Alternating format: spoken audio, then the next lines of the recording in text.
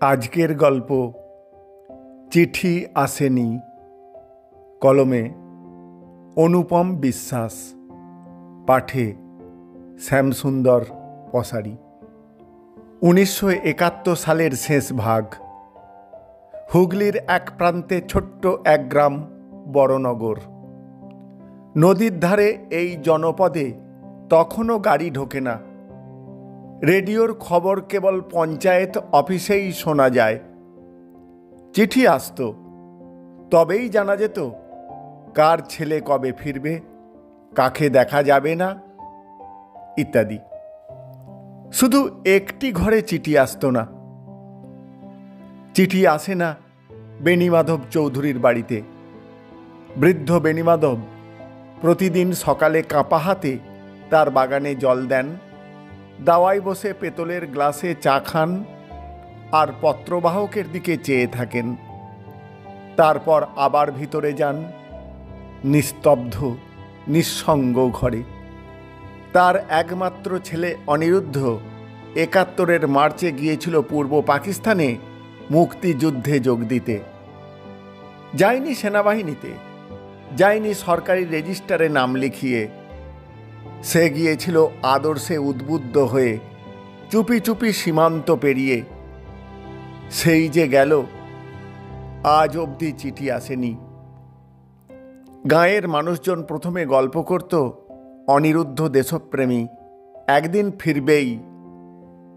তারপর বলতে শুরু করলো হয়তো মারা গেছে, খবরটাও আসেনি।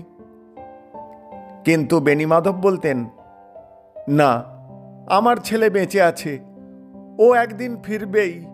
মা সরোজিনী দেবী প্রথমে প্রতি সন্ধ্যায় প্রদীপ জ্বালাতেন অনিরুদ্ধর জন্য। কয়েক বছর পর তিনিও নিঃশব্দে চলে গেলেন। এখন আর প্রদীপ জ্বলে না, কিন্তু বেণীমাধব বসে থাকেন। তার চোখের গভীরে কিছু জ্বলতে থাকা আশা, অভিমান নাকি আত্মপ্রতারণা, কেউ বলতে পারে না। একদিন দুপুরে গ্রামে এক নূতন চিঠিওয়ালা এলো, কমল। মফস্বলের শহর থেকে বদলি হয়ে এসেছে। বয়সে নবীন, মুখে সদা হাসি। প্রথম দিনেই সে জেনে গেল এই চৌধুরী বাড়িতে কোনো চিঠি আসে না। তবু ডাকপিয়ন দেখে বৃদ্ধ যেন তার অপেক্ষায় রয়েছেন। কমল বুঝল এটা শুধু এক পিতার প্রহর গোনা নয়, এটা একটা জীবনের অবশিষ্ট টুকরো আঁকড়ে ধরে থাকার যুদ্ধ। সেই দিন সন্ধ্যায় সে এক আশ্চর্য কাজ করল। একটি সাদা খাম, নিজের হাতে লেখা, বাবা, আমি ভালো আছি, তোমার কথা খুব মনে পড়ে, শিগগির ফিরব, ইতি অনিরুদ্ধ। পরের দিন কমল প্রথমবার বেণীমাধব চৌধুরীর হাতে দিল সেই খামটা। বৃদ্ধ প্রথমে স্তব্ধ, তারপর কাঁপা হাতে খাম খুলে পড়লেন চিঠি। চোখ ছলছল করে উঠল। আমি বলেছিলাম না ও ভালো আছে? সেই রাত, বহু বছর পর, তার চোখে ঘুম এলো। এইভাবে চলতে থাকলো প্রতি মাসে এক চিঠি।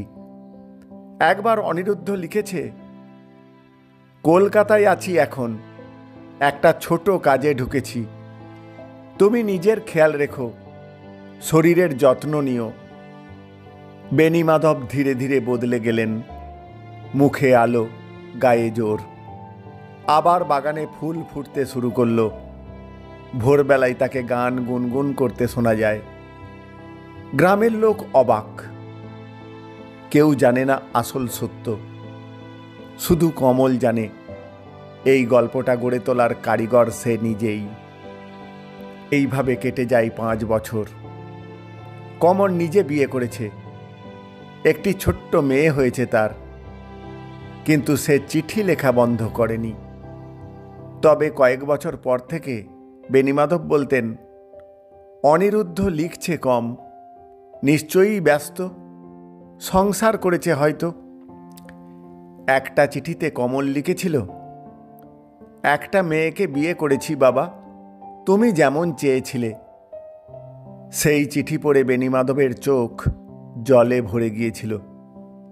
তিনি কাঁপা গলায় বলেছিলেন, বৌমাকে বলিস আমি ওর জন্য শাড়ি কিনে রেখেছি।